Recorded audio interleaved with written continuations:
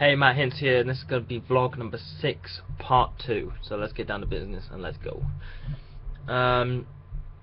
Halfway through the lesson, me, Jack, and Dan went out into the hub, which is kind of our seating area, and we did lend a hand to Dan I lent a hand to Dan, and so did Jack, and we went through his script almost to try to pick away the pieces. What could certain words mean, and how would that relate to what he's saying? Because his was I'm not sure what I think it was a Caesar speech. So we went through that, and there were some words which he couldn't understand, and this led to him making research. So I did exactly the same thing. I analysed my script. I went through and all the words that I didn't understand, I asked, and we literally in this kind of group, which helped us a lot. So I went through my stuff. I knew some things for myself, and I took upon from others in my little group, and we added them to our mix as well, which was always good. Then I took upon myself to do a bit of research, which was to kind of go on the computer and just search the speech, listen to the speech, and then see others' reviews on the speech. I did all that kind of stuff for the research of my script, and then yeah, that was pretty much like the biggest thing that happened halfway through the session.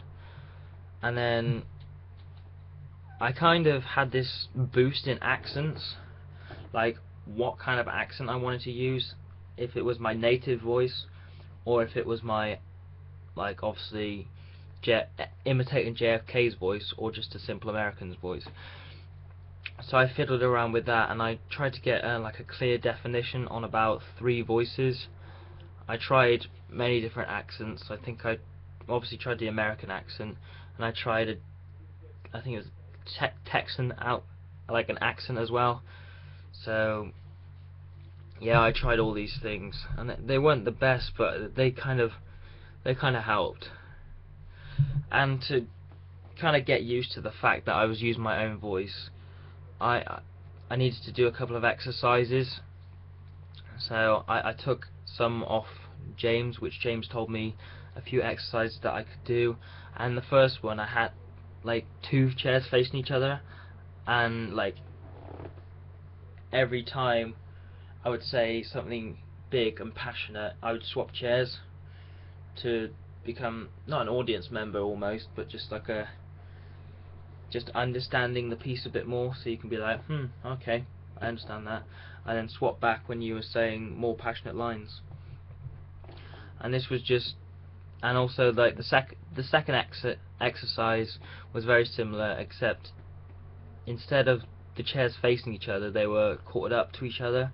So we did exactly the same thing. So it's not kind of a stage kind of performance, but it kind of helped me get grips with text that I needed to use.